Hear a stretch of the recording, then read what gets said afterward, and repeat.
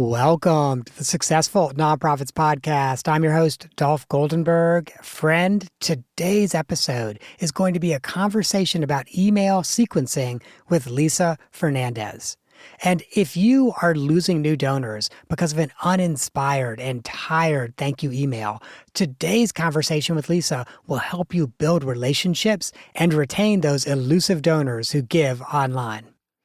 Lisa Fernandez helps nonprofit organizations and for-profit businesses unlock growth through marketing strategy, copywriting, and videos. Lisa is the founder of the Lisa Fernandez Agency. And I have to share with you, friends, when we had our sound check last week, we really bonded over the importance of an email sequence that introduces your organizations to your new donors. Hey, Lisa, welcome to the podcast. Thank you so much. When we were doing the sound check last week, you shared with me kind of an amazing story about a Southern mobile meditation organization. Yeah. So I came on board as their first official marketing position. And originally their thoughts when we had our first meeting was they wanted to stay connected with their audience, their donors, but they were worried about annoying them essentially. And I can relate to that. Of course, nobody wants to spam anyone, but they were probably sending emails about once a month, if that, and it would coincide with their blog posts. So we already knew off the bat that they were way underutilizing their list. And I had big plans on how to help them with that. And the first thing I wanted to do was to interview their participants because they had so many amazing stories of transformation within their community. So I reached out to about 5 people that said that they would be open to this. And 2 of them accepted, and we set up 1-hour interviews each, where I asked them about their experiences at the retreats with this meditation center, what their life was before they started meditating, what the community was like at these retreats, etc. These interviews in person, on Zoom, by phone, how did you do them? That's a great question. They were on Zoom because this is a mobile meditation center, meaning they have various retreats throughout the Gulf Coast South. And so these participants were located in other states.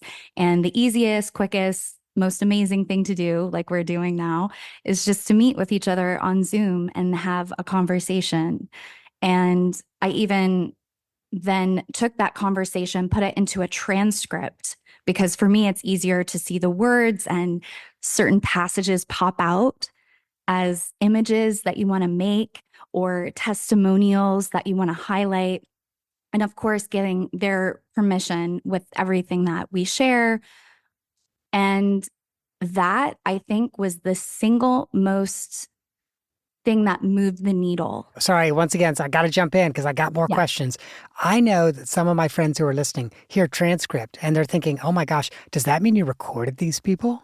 Yes, but again, with their permissions. And I even do this with client calls where I ask them, is it okay if I record this so I can be in a more receptive position and I don't have to be note taking, and that pulls me away from really engaging with them in the conversation. And then I can also, there's a part of your brain that can just relax and know that there's a record keeper there. And then you can just really take in the conversation and engage with that person. And they're telling such personal stories that the last thing I would want to do is, be typing away as they're sharing such intimate things. Mm-hmm. That's fair. And again, I apologize for interrupting you, but it's like I know my friends who are listening are going to want to not just hear the story, but figure out how they can really take action on what you're sharing. Yeah. So I started to notice, even though it was just 2 initial participants that I spoke to, there were already common themes emerging. And my hypothesis was, okay, if these 2 people are experiencing these things at the retreats and with the community and the benefits that are happening in their lives, chances are that's a common thread among participants.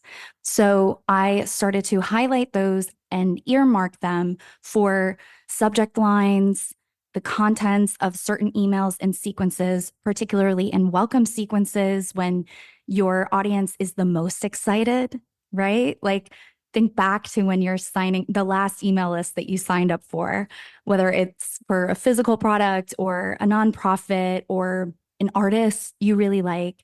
You're kind of in that red hot phase of excitement for that brand. And I like to think of it as it's kind of like they're knocking on your door and you're opening the door and you're showing them your house and they really want a tour. You're not spamming someone because they've knocked on your door and you're giving them a tour of your house.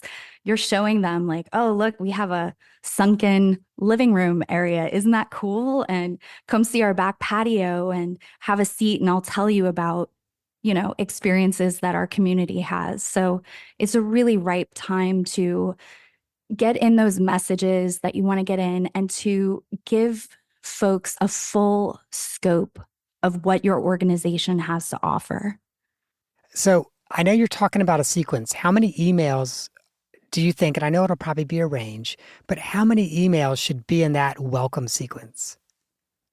So I've seen it anywhere between 3 to 6 emails recommended. And I've seen the cadence as anywhere between once a day to once every few days to even spaced out a week apart. And that's where the testing comes in. You'll have to see what your particular audience responds to. What I like to start with is they have that initial confirmation, we've signed you up, thank you so much. And then after that, I like to send it 2 to 3 days after. And that's the tour email, the welcome to our house. This is what we have to offer. We're so happy you're here. Here are the resources you were probably looking for. Bing, bam, boom. Just very simple and clear. And then after that, I like to get into the storytelling. And particularly when you're talking about targeting donors, that's a good place to start. At this point, they know that they're a part of your community. They have resources that they can help themselves to. And so you start laying the groundwork for these are the types of effects that we've had in the world. This is the type of impact that we've had. And if you think about it, how often are you receiving good news in your inbox? A lot of it is neutral to maybe not so good or just selling you a product. Or if I can say, even from nonprofit organizations, it's often just feels kind of spammy, So like it's not bad content, but I'm like, yeah, this just feels like it came out of a can. Yeah. Yeah. And that's where stories really differentiate it. And we tried for a while with their newsletters going about, it was more often than once a week. I want to say it was like one every 5 to 6 days. Their audience didn't like that. Our open rates started declining, our click rates declined. When we spaced it out to more like once every 7 or more days, we started getting higher open rates, higher click through rates. That's when we started getting the click through rates as high as 11%. Eventually, we were able to raise the amount of donations we were getting by 33% compared to before we started with these welcome sequences and email campaigns. Wow, that's amazing. Yeah. And that for me as a marketer is what keeps me coming back to nonprofits is it really is seeing what you believe in the world and you having a direct impact on that and people like you also finding out about these organizations and the ripple effect of so many people's lives being affected by that. Yeah. So I would imagine some of the first pushback you get from people when you talk about, oh, you need a welcome sequence after someone makes their first gift is they go, oh, we don't want to spam people. And you've already talked about that. Hey, it's kind of like when someone knocks on your door. I would imagine some of the other pushback is, well, we don't have time to put together this amazing welcome sequence. Yeah. Yeah. And that's where I believe wholeheartedly that that's where I come in to help. And people like me, and there's many people like me, and this is totally scalable. I believe that even if you're an operation of one at the moment, that exercise of finding someone who's had a positive impact, even if it's you, even if it's a relative or a friend, right? and then having that conversation. And it's the Maya Angelou quote of people remember how you make them feel. Hmm. And you don't need a massive marketing team or budget to transmit those feelings. And marketing at its best is a medium for feelings being transmitted in that way. Yeah, I get that 100%. I would imagine another piece of pushback you get is, well, this just seems like too much work. And by the way, I think I know what your answer is. How are we going to remember, oh yeah, it's time to send Dolph the second email. It's time to send Lisa the fourth email. Yeah, and that's where automation is your friend. And I love welcome email automations in particular because it's like the gift that keeps on giving. You spend an hour or two on a really thoughtful welcome sequence. And of course, you have to test and you have to go back and make sure look at the metrics and make sure that you're getting what you want. But it's kind of a set it and forget it to a certain degree. You can update it as your organization changes and possibly as what people are coming and looking for changes. But the amount of return that you get from an hour or two of work, more if you're going to have these longer interviews, right? But it's massive, massive returns. So automate as much as possible, outsource as much as you're able to. But I think first and foremost, really honor and value what it is that you have to bring and don't underestimate what you have to bring to the table. Yeah. So when we talk about that automation, I'm assuming that MailChimp can do that automation. Constant Contact can, and most CRMs can just do that automation. So whether you want a welcome series of 6 emails or a welcome series of 18, which might be too many, but you could just set that up. Oh, yeah. Yeah. And I have video tutorials of this as well that I'm always happy to share. And they're everywhere, in the age of information on YouTube, you can find almost any CRM has a friendly step-by-step tutorial that you can listen to on 0.75 speed if you want. And you can go back and you can replay it. And not only that, what is it? One of my favorites, I forget, but a lot of them have chat inside of the platform, and their chat people are very, very helpful. Like Wix, for sure, I know has that, but I've been on chat with them before and going like, automation by automation, like this is getting messed up. Can you help me with this? Okay, let's go to the next thing. And they're so patient and so helpful. So they've really made it accessible to almost anyone. So the next thing I'd love for us to talk about, because I think it's another one of those hurdles people sometimes have to get beyond when they're doing a series like this or when they're doing anything that's kind of innovative and effective. So I could see a world where we launch this series and in the first month, maybe it's, November, December, we have 300 new donors and 2 of them reply back very angry that they're getting all these extra emails. So what I've sometimes seen happen is suddenly management like starts to go, oh my gosh, look, people are angry. And I'm like, it's 2 out of 300 people. You're talking 1.5%. But sometimes our minds won't hear that because we read the email and we feel it so much from an emotional level. How do we manage and handle those types of complaints? Sure. Well, it's true what you're saying, that effect that happens of zeroing in on the most negative to the exclusion of the 99%. So that's one thing to keep things in perspective. But there's a reason why unsubscribe buttons exist. A lot of people say, oh no, we just started emailing people, we got a few unsubscribes. Actually, that's good news.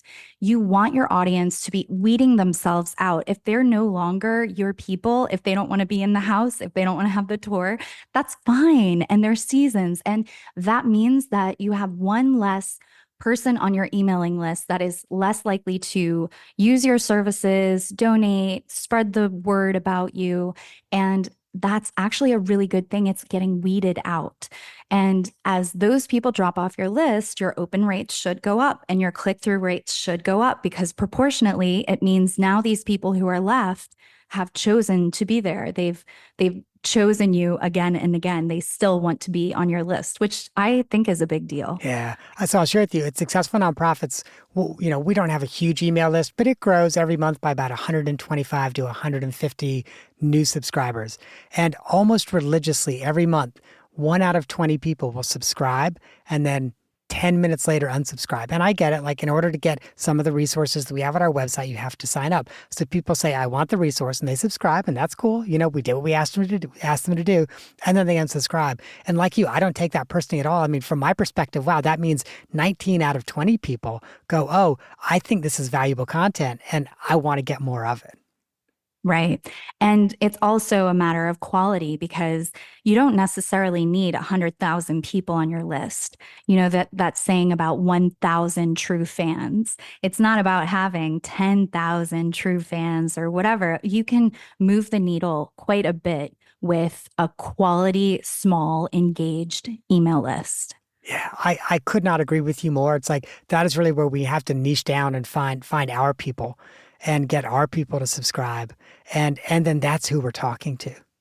So along those lines, I'd like to ask you, how do we find those 1,000 people, those 1,000 people who are really 100% on the same team as we're on? Yeah.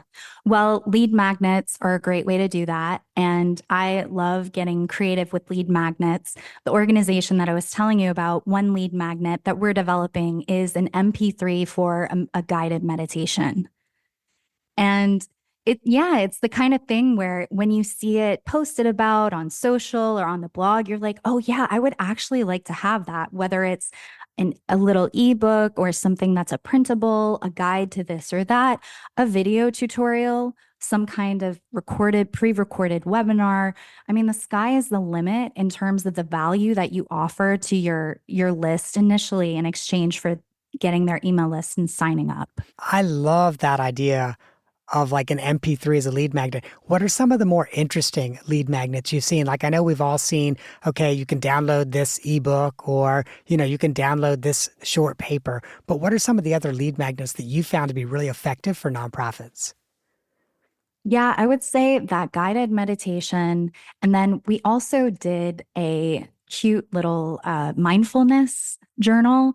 And I love Canva, makes me feel like such a graphic designer. No offense to the graphic designers out there, and all respect due to them. Everything is so much more accessible these days, whether it's making an email automation or making an ebook that looks really pretty and something that somebody might even feel like I would pay $5 for that. That's very valuable and it looks good. And when I print it out, if I want to, or if I want to have it on my computer or whatever the case, that was something that I really liked. And then we put in little quotes and even quotes from that I was telling you about with the participants. We had some of their quotes about life-changing moments and to really ground it into, look, this is why we do what we do. This is sort of the payoff for mindfulness in your everyday life. Yeah, so those two, I think the guided meditation and that ebook were my two favorites. And personally, from email lists that I've subscribed to, and I stay subscribed to all kinds of email lists just because I have become a big fan of how good they are at emails, which is another very accessible way of studying how to write a good email is just stay subscribed to email lists that you find very captivating. And one of my favorite lead magnets in that situation is always some sort of video course. And it doesn't have to be forever long. It can be 10 minutes, 15 minutes, but people are so interested in getting quality information, in the age of information, and everybody wants to know. So that is one of my favorites as an email subscriber. That's the thing that'll get me 9 out of 10 times to subscribe. Oh, it's interesting. I'd not thought about that, but I could 100% see that. And then, like, if you're the executive director of the organization and you're going to speak to the Rotary Club or a religious congregation or whatever, at the end of your presentation, you literally can just say, oh, and we have this free resource. Here's a video that you can just download, or here's a book or a checklist that you can just download. Scan this QR code on your phone, and you could walk away getting, 20 or 30 or 100 subscribers. I love that idea. Yeah, for a conservation organization I worked for, particularly for birds down here in the New Orleans area, we had a big poster with the QR code and it took them straight to the donation page. And it was at a festival where they never thought to ask for donations before, but they had expert guides, birders from the Audubon Society. They had free airboat rides like through the swamp, and I don't know if it's this like modesty or shyness to make calls to action, right? Whether it's sign up for our email list or please consider donating, supporting our efforts.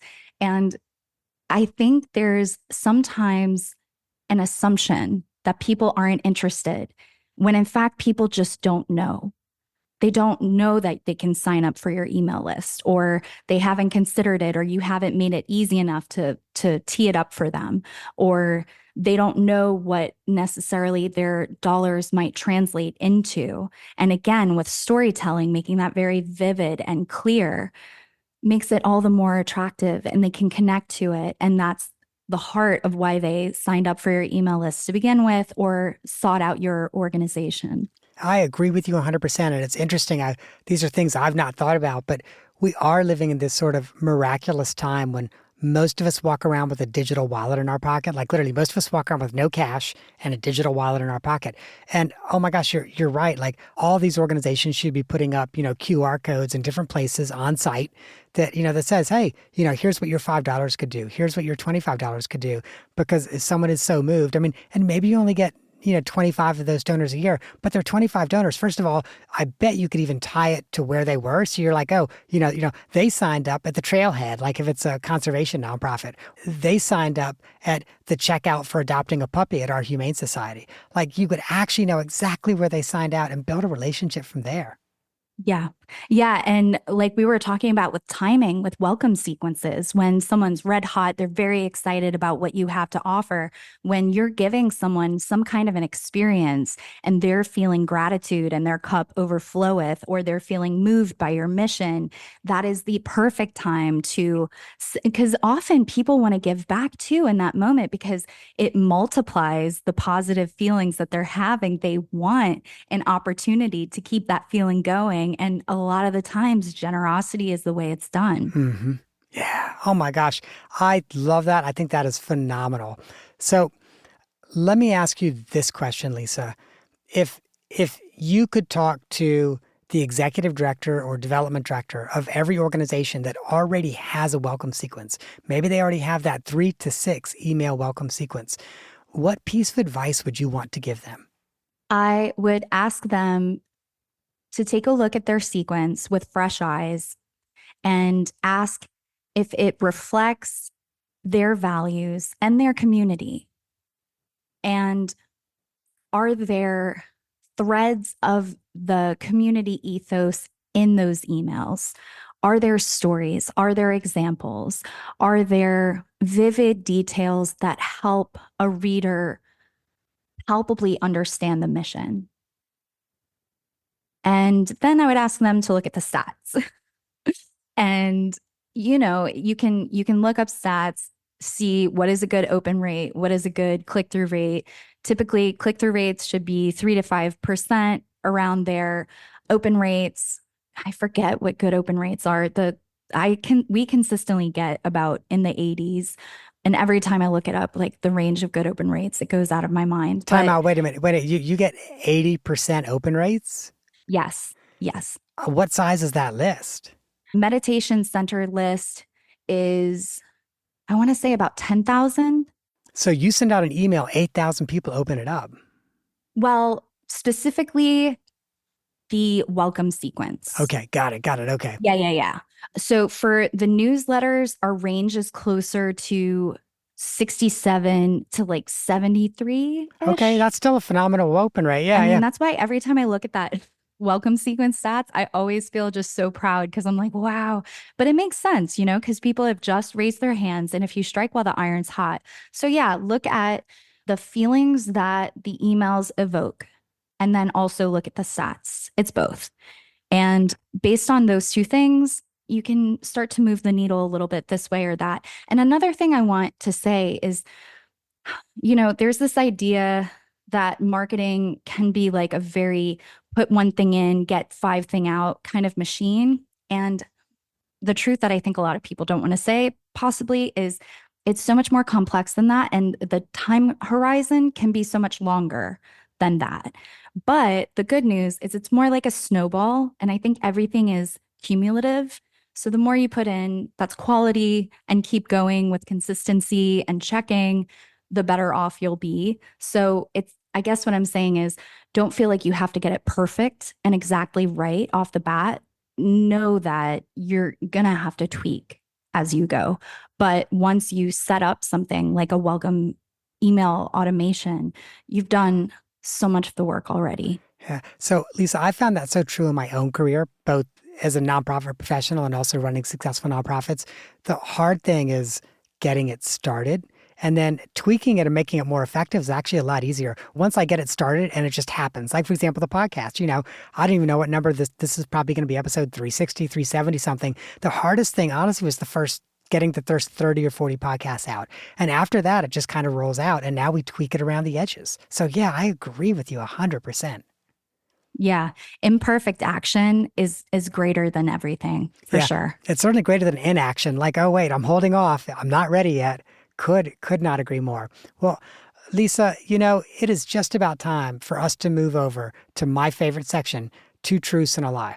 Now, I'm sure you've played it before. You're going to share with me three. I'm going to put in air quotes facts about yourself. One of them is Mhm. going to be a lie, and I will get to try to guess which one is the lie. All right. So I won my first writing award when I was in first grade. Second one is I traveled around India by myself when I was 18. Third one is I have a true crime YouTube channel. Okay, I believe you did win your first award when you were in first grade. And I want to know more about that.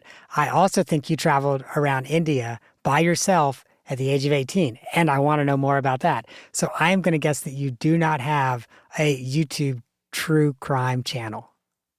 I do. Wah, wah. No way, do you really? I do. I do. I started it when I was postpartum. It was more just like a motherhood postpartum channel. I was just sharing my experiences. And then I made an off video just talking about a true crime case that was in the news and it took off. And then I made another one a couple months later and it really took off. And that one got like 20,000 views. And I was like, okay, I guess I'm making true crime now. Wow. It's been fun. It's a fun hobby. How Yeah. many subscribers do you have? Almost 1,200. Wow. Okay. That's really super cool. All right. So that means one of the other two is false. And now I'm stumped. So which is the other two? Because I could picture you. I've been to India. I've ridden the trains in India. I literally could picture you in a train in India. So is that the one that's true or no? That was a trick one because I did travel around India alone, but I was 21, not 18. Please. All right. Tricky. Okay. So, I turned 21 when I was there. Yeah. oh, And I did wow. travel by train. Oh, I studied abroad there. I loved it so much. Admittedly, I found some of my most authentic experiences in India traveling on the train. I loved the Yes. trains. Yes. Yes. I studied in Hyderabad. And so we took the train initially from Delhi to Hyderabad. And then the semester was so long because they took breaks for all the religious holidays. And so we got a chance to travel throughout the South during the semester. And when the semester was over, all of my friends, we each had different ideas of where we wanted to go. So we went off in our different directions. I went back up north and we eventually met back up. But um, yeah, wild and with just little flip phones. Yeah. Yep, yep, no good GPS. I get it. I get it 100%. And so that means you also won an award for writing. No, so that's yeah, so you did. So you won an award Yeah. for writing Yeah. in I first won an grade. award for poetry in first grade. Yeah. Do you still have that poem? I can tell it to you. It's a Oh, couple please of do. lines. I wrote it for my first grade teacher, Miss Holton, who I love so very much. It was, you can love and you can share, you can give and you can care. Now that I know that I can too, I love you. You teach me good. Now I know what I should. And afterwards, Oh. they tried to get me to change it. They were like, "Can you change it to you teach me well?" Because it wasn't grammatically. And I couldn't think of anything that was appropriate that rhymed with well. So there we had it. I love it. Yeah. You're like, poetic license does not require that I be grammatically correct. Yeah. Oh Yeah. my gosh. That is an absolutely adorable poem from a first grader. That's Thank awesome. you. Well, Thank you. Lisa, thank you so much for joining us today. And before we sign off, I need to make sure that our listeners know how to reach out to you. And so, friends, you can go to lisafernandezagency.com. And there, at her website, you can learn more about her services and how she can help your nonprofit tell its story more effectively. You can also book a free strategy session with Lisa, and you will walk away with at least one actionable tip that you can implement right away. And one final thing, while you're at her website, I want you to sign up for her email list to receive a free story guide. And I would also be willing to bet that her email list probably has a pretty good welcome series. So if you want to see what a good welcome series looks like, another good reason to sign up for that list. Additionally, if you, like me, are a power user of LinkedIn, you can connect with Lisa on LinkedIn. She and I are connected there. And when you go there and you connect to her, what that means is you will get her content and tips on nonprofit storytelling and communication strategies. You will get that whenever you log into LinkedIn, and it gives you the updates on people you're connected to. Finally, friends, Lisa let me know that if you mention successful nonprofits when reaching out to Lisa via email, booking a strategy session, or DMing her on LinkedIn, she will include a complimentary Google ad assessment and tip sheet tailored specifically to your organization and its needs. And that is an incredible offer. So make sure you take Lisa up on that either on LinkedIn or at lisafernandezagency.com. Lisa, once again, thank you so much for coming on the podcast. Thank you for having me. This has been such a pleasure. All right, friends, I always like to make sure that I share with you 2 other episodes that you might get real value from if this one met your needs today. And so the first one is How to Write Effective Copy That Gets Noticed with Nikki Krozik, and that's episode 181. And the next one is Attention-Grabbing Marketing with Dan Shepling, episode 246. That, my friends, that is our podcast for the day. I hope that you have gained some insight to help you and your nonprofit thrive.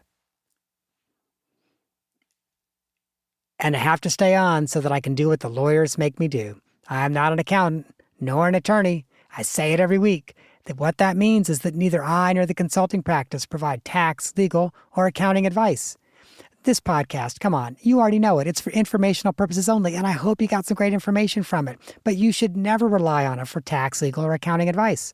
If that's what you need, please don't turn to a podcast. Don't even turn to a friend who's not licensed. Instead, find a licensed, qualified attorney or accountant in your area and get the help that you need.